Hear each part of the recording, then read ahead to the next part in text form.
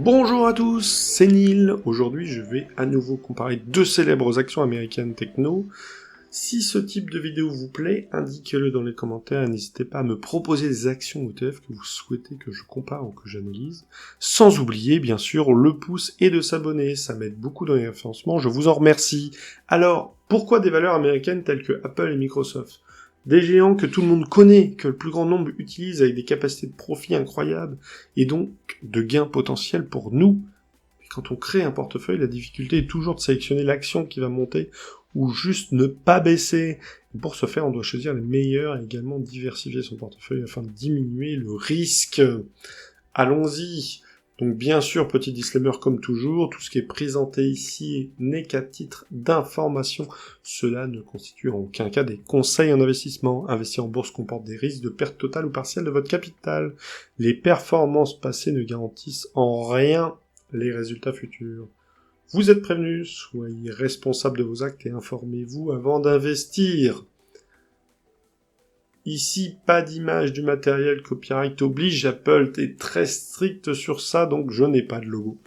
Les deux entreprises ont été créées à peu près en même temps. Apple a été créé le 1er avril 1976 par Steve Jobs, Steve Wozniak et Ronald Wayne, avec son premier siège à Cupertino, en Californie, alors que Microsoft a été fondé le 4 avril 1975, donc une année avant, par Bill Gates et Paul Allen, initialement basés à Albuquerque, au Nouveau-Mexique. Apple, donc ça, tout le monde le connaît, ça conçoit et vend des appareils électroniques principalement, développe des logiciels et propose des services. Sur la partie service, on est autour de tout ce qui est Apple Music, iCloud, Apple Store. Son écosystème est très fermé, axé sur l'expérience utilisateur, plutôt orienté luxe et facilité d'utilisation. Là où Microsoft, lui, donc développe des logiciels, donc Windows, Microsoft 365, Azure, propose des services cloud, ça c'est un point dont on parlera juste après, et produit du matériel informatique également, avec toute la partie Surface, Xbox, des jeux également. Son approche est plus axée entreprise, la productivité, et dernièrement, ils ont beaucoup investi dans la partie solutions open source, pour la partie IA notamment. Si on regarde maintenant un petit peu les chiffres de ces deux belles sociétés.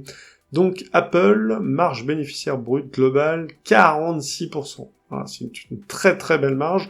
On voit qu'on fait principalement du logiciel et du service, même s'il y a pas mal de matériel, on est quand même sur des marges très très confortables, avec un bénéfice net global de 24%. Donc, franchement, ça va. Action en dividende, pas folle, mais action en dividende quand même, 0,4%. Microsoft en face, on est sur une marge bénéficiaire brute bien supérieure, presque 70%, ça c'est assez incroyable, et une marge bénéficiaire nette qui est à peu près de la moitié, 35%. Si on prend les dividendes sur action, on est quasiment à 1%, ce qui est plutôt pas mal. La particularité de ces deux entreprises, ce sont l'indicateur du bêta, surtout, qui m'intéresse beaucoup. Quand on prend le bêta de ces deux actions, alors le bêta correspond au différentiel de l'action, la différentiel de son évolution par rapport à son marché.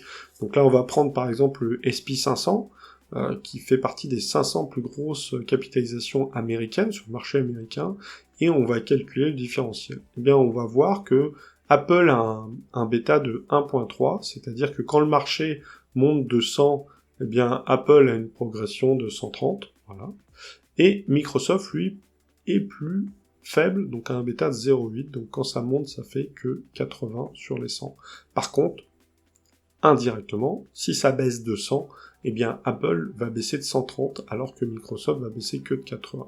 Donc on voit que Microsoft, déjà, dans un premier élément, a un élément de volatilité qui est inférieur à Apple. Petit point de contexte. Si on regarde maintenant la répartition du rendement, eh bien on se rend compte assez rapidement que l'iPhone, c'est 51% du chiffre d'affaires d'Apple. 51%, c'est vraiment énorme. Si on intègre en plus toute la partie Mac, iPad, accessoires et autres, eh bien on se rend compte que 75% du chiffre d'affaires d'Apple, c'est sur du matériel et la vente de matériel. Donc là, on voit qu'ils ont des marges très très confortables sur la vente de matériel. Pas étonnant, quand on achète des iPhones à presque 1000 euros, que ça leur coûte pas 1000 euros. Sur la partie service, par contre, donc là où on a un vrai levier, eh bien 25% seulement. Donc là, c'est quand même pas très bien au niveau répartition. Si par contre on regarde Microsoft, eh bien on voit... Alors, le marché Microsoft est assez particulier. Il se répartit entre trois parties. La partie pro, donc vraiment très orientée entreprise, une partie cloud, et une partie publique. Donc public, ça va être typiquement la Xbox. Donc on a 32% du chiffre d'affaires qui se fait autour de la partie pro, Office 65, LinkedIn et autres, et on va avoir du 43% autour de la partie cloud. Donc la partie cloud, c'est principalement des infrastructures as a service qu'on va trouver pour avoir des machines virtuelles, des choses comme ça sur Internet. Et 25%, du coup, qui va être la partie jeu et autres au niveau service. Alors c'est intéressant parce que quand on est purement sur la partie pro, enfin une grosse partie sur la partie pro, puisqu'au final, là, on est sur 75% partie pro, eh bien, on a des capacités d'augmentation et de faire plus de bénéfices plus importantes que lorsqu'on est orienté tout public comme Apple. Donc c'est forcément un effet de levier important par rapport à son concurrent. Si on regarde la répartition des revenus cette fois, eh bien, Amérique du Nord, 45%, pour Apple, normal, américain, c'est normal que ce soit là le plus gros marché. On voit quand même qu'en Europe, 25%, c'est énorme. Asie-Pacifique, 20%, et 10% un peu partout dans le monde. On voit que la répartition est très correcte. Là, on a une répartition vraiment très très proche entre les deux. Microsoft, 50% Amérique du Nord, Europe autour de 30%. 15% Asie-Pacifique et 5% pour le reste. On voit que les répartitions sont quand même très très proches. On est à quelques pourcents qui changent d'emplacement, mais c'est vraiment très très proche. Même si c'est proche, Microsoft est quand même bien meilleur sur la partie marge et répartition et environnement pro, donc on sait que sur l'évolution future, Microsoft est plus amené d'évoluer positivement que Apple. Si on regarde maintenant la partie crise économique, Apple, pendant ces belles petites dates, 2008, 2020, 2023, 2024. Donc, 2008, plus 30% presque de chiffre d'affaires, c'est très correct, et quasiment équivalent au bénéfice net. Il n'y avait pas de dividendes à l'époque. C'est très récent qu'Apple a mis en place les dividendes, donc c'est normal qu'il n'y en avait pas. 2020, malgré la crise, plus 5% quand même de chiffre d'affaires. C'est normal, les gens étaient chez eux, ils ont un peu plus acheté que d'habitude. Bénéfice net, à peu près équivalent, et les dividendes, ils ont fait une augmentation de 6,5%, ce qui est très correct. Inflation 2023, donc perte de chiffre d'affaires, un petit peu, moins 3%, bon, c'est pas fou. Par rapport à un chiffre comme Apple, c'est vraiment rien, c'est l'épaisseur du trait. Et bénéfice net, on a un plus 1,4%, mais vraiment, c'est pas grand chose.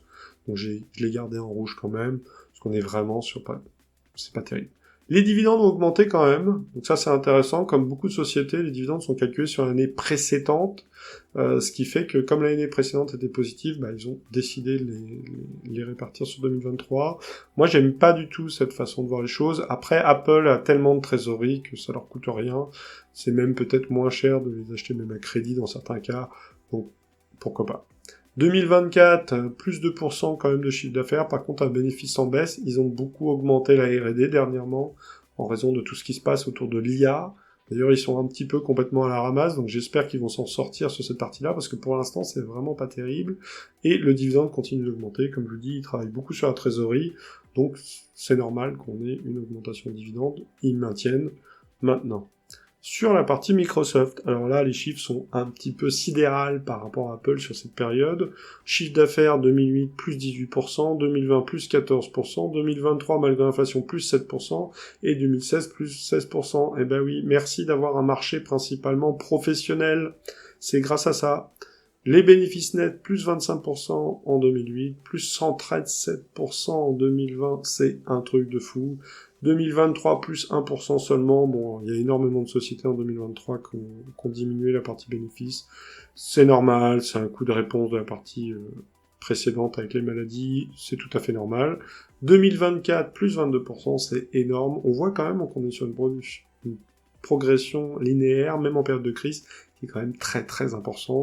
Et sur les dividendes, en moyenne, 10% d'augmentation, même en période de crise.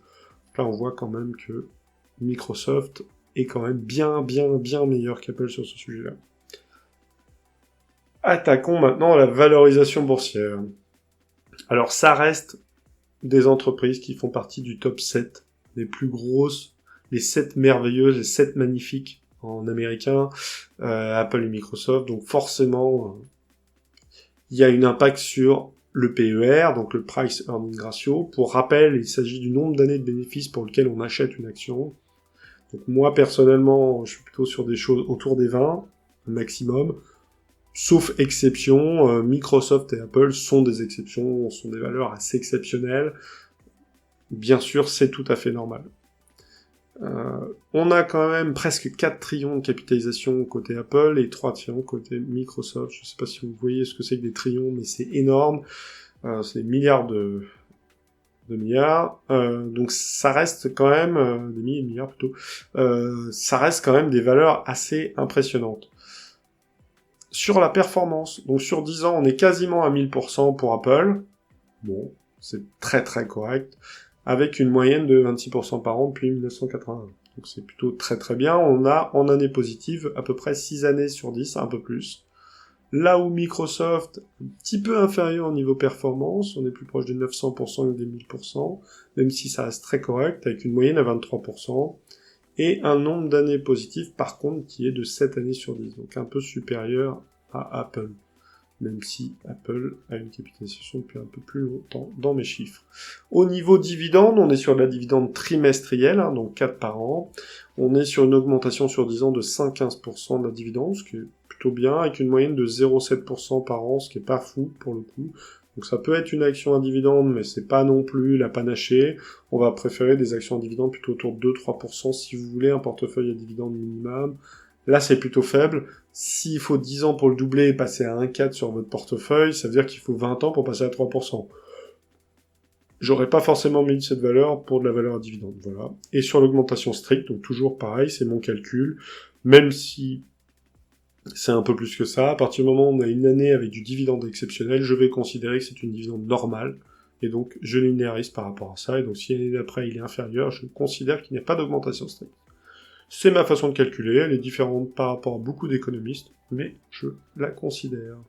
Sur Microsoft, toujours en trimestriel, là par contre on est quand même sur une augmentation à 1,68%, et on est sur une moyenne autour des 2%, donc c'est bien meilleur, donc là, Microsoft pourrait être un fond de panier typiquement sur la dividende dans un portefeuille. C'est pas déconnant, surtout qu'il faut pas oublier que l'augmentation de la dividende est aussi liée à l'augmentation de la performance de l'action. Si votre action a fait x2, en fait votre dividende va faire x2 également. Donc ça c'est quand même un élément qu'il faut intégrer, et sur l'augmentation stricte, on est équivalent. C'est clairement Microsoft qui est devant, on va être réaliste, pour une raison très simple, le PER est inférieur, et on a une valorisation et des éléments qui sont quasiment équivalents, avec quand même 3 fois plus de dividendes, donc on est vraiment sur l'épaisseur du trait, mais ça serait Microsoft qui remporterait la barre. Voyons maintenant la valorisation des deux actions. Alors on voit clairement que Microsoft, il s'est passé un petit truc depuis le début 2024 où il y a une perte. Alors Microsoft, au moment où j'ai fait ça, on était sur du fin d'année, depuis il y a eu des rebonds et ça a redescendu, bien sûr, c'est normal. Le graphe n'a pas toutes les valeurs, là, c'est pas l'objectif. On voit l'évolution, on a une très très belle évolution constante sur Apple. Là où Microsoft a fait vraiment des très gros gaps autour de 2020. Mais avec tout ce qui est en train de se passer avec l'IA, et le fait que pour moi Apple est un petit peu en perte de vitesse, ça reste Microsoft sur la performance qui est devant. Même si un peu plus spéculatif. Parlons maintenant des risques et défis. Alors, on va commencer par Apple. Donc déjà, Apple a une forte dépendance à l'iPhone et aussi d'innovation produit. Donc ça, c'est un vrai souci, puisque même si l'iPhone est devenu une référence, on va être réaliste, c'est de plus en plus de la moquerie, les augmentations du prix avec quasiment aucune nouvelle feature. S'ils se bougent pas les fesses avec de l'IA et des choses vraiment très intéressantes, ils vont être en perte de vitesse. Ils le sont déjà un peu, Si dans les 2 ans ils se sont pas bougé les fesses, Apple, peut-être que l'action stagnera. Ça, c'est un point quand même qu'il faut prendre en compte. Et c'est du matériel, donc dès qu'on va avoir des éléments autour des frais de douane, eh bien, ils vont perdre en marge. Ils peuvent pas délocaliser toute la partie fabrication iPhone aux États-Unis. S'ils le font demain, ils vont perdre 80% de leurs bénéfices. Donc c'est pas forcément ce qui va les intéresser. Donc il va y avoir des choses avec les frais de douane.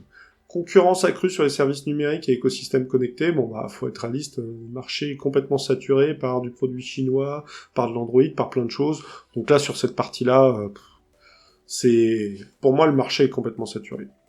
Donc à moins d'avoir une très grosse innovation, ils vont pas pouvoir sortir quelque chose d'incroyable. Je parle pas non plus franchement du casque qu'ils ont sorti, qui était quand même un fiasco incroyable à des prix incroyables également par rapport à la concurrence. J'ai testé le casque, j'ai déjà moi un Oculus depuis des années avec Facebook, qui est bien moins. Clairement, la résolution moins belle, tout ce qu'on veut bien, mais quand on voit l'évolution de l'écosystème et à des prix corrects, des casques à moins de 300€, bon, on voit clairement qu'il y a un sujet. Sur la partie régulation, pour moi, il pourrait y avoir un sujet loi antitrust, notamment autour de l'Apple Store qui impose tout un tas de taxes et de choses, sans parler des taxes numériques en Europe, puisqu'on est quand même, l'Europe est quand même le continent de la taxe, avec la France qui est son roi de la taxe également. Donc il pourrait se passer des choses un peu embêtantes pour Apple. Ça sera le cas aussi de Google en parallèle, mais là on parle principalement d'Apple. Et ensuite le PER qui est quasiment à 40, moi je trouve ça trop élevé, on va être réaliste. Là où justement, franchement, on va avoir du Microsoft qui est quand même un peu moins cher, même si ça reste toujours cher. Donc pour moi, on pourra avoir une correction importante sur Apple qui pourrait arriver. Donc cette vidéo a été générée en début d'année 2025. On va voir sur l'année ce qui va se passer. D'ici là, je pense que ça va baisser, clairement. On va être réaliste. Pour la partie Microsoft, cette fois, donc pour moi, il y a 2 éléments qui sont vraiment les risques les plus importants. Le premier, il est lié à la transition continue vers le cloud et l'intégration de l'IA, avec un environnement compétitif. Donc là, en fait, ce qui va se passer, c'est que Microsoft a gagné beaucoup de parts de marché. On pourrait avoir une demande de split de Microsoft entre la partie Azure et Office 365. Ça pourrait arriver, donc il y a peut-être une problématique autour de ça. On a aussi un élément bulle autour de l'intelligence artificielle. Ça, c'est clair. Quand est-ce que cette bulle va éclater ? En 92-93, 1992-93, tout le monde disait oui, ça va éclater, machin, il s'est passé. Et au final, la bulle a éclaté entre 2000 et 2001. Ça a mis quand même 4-5 ans. Là, la bulle IA, elle a 1 an, 2 ans, vraiment. 2 ans, on va dire. Un peu plus, tout le monde mettait déjà le produit IA sur tous ses produits depuis 10 ans, mais globalement, depuis 2 ans, ça a éclaté. Ça pourrait très bien éclater dans les 2-3 années à venir. C'est logique, ça va même éclater, c'est quasiment sûr. Maintenant, voir ce qui va se passer. Ce qui serait top pour Microsoft, c'est qu'ils se lancent également dans la robotique, et du coup qu'il se passe des choses à côté. C'est pas trop l'environnement Microsoft, donc pas forcément sûr. Et également des risques réglementaires liés aux pratiques du marché, donc ça c'est les problématiques autour de l'Europe, la protection des données et d'autres choses qui pourraient poser problème, sans oublier un risque que je n'ai pas mentionné ici, qui est des risques qui sont liés à OpenAI, parce qu'il faut pas oublier que Microsoft investit énormément dans OpenAI, donc on pourrait avoir un sujet autour de ça. Voilà. Sur les résultats, donc pas trop de surprises, on va être réaliste, pour moi Microsoft est plus porteur sur les 10 prochaines années, à moins qu'il se passe vraiment un gros souci réglementaire qui lui demande de faire des splits des choses. Apple est renfermé dans son système, ils sont complètement bloqués au niveau management, ils ont franchement, je pense qu'ils ont un PDG actuel qu'il faut qu'ils virent en fait, et qu'ils prennent quelqu'un qui veuille créer des choses. Là on a l'impression qu'Apple vit sur ses acquis, et que toutes les nouvelles innovations sont arrêtées en cours. Je pense que c'est leur plus gros problème. Jusqu'à maintenant, Apple a toujours été innovation, et là, depuis facile 5 ans maintenant, 6 ans, bon, globalement, on va être réaliste, c'est depuis à peu près la prise de fonction de ce nouveau PDG, on a une perte de vitesse qui est énorme. S'il se bouge pas les fesses, il va y avoir un problème. Donc là, si demain j'avais de l'investissement à faire, c'est clair que je prendrais du Microsoft. Microsoft a été une valeur que j'ai eue en portefeuille plein de fois. C'est rarement des valeurs que je prends plus de 5 ou 6 mois, j'avoue, même si c'est clairement une valeur que vous pouvez mettre en portefeuille long terme. Vous pourriez le mettre en portefeuille long terme. On a quand même de la dividende trimestrielle, en plus, qui est assez sympa, autour de 2%, c'est pas fou, mais si vous avez une vision 10 ans, avec la progression 10% par an et autres, bah, vous pouvez vous retrouver sur quelque chose d'assez intéressant quand même en portefeuille. Donc, à voir quand même dans un portefeuille. Merci beaucoup, j'espère que ce type de vidéo vous a plu, indiquez-le dans les commentaires si c'est le cas, je vous invite également à me proposer des actions ETF que vous souhaitez que je compare ou que j'analyse. On fait travailler le pouce, on s'abonne à la chaîne pour être informé des nouvelles vidéos, et n'oubliez pas, les bons choix d'aujourd'hui sont les succès de demain, investissez avec du bon sens, et on se retrouve bientôt. Merci, bonne journée à vous, c'était Neil.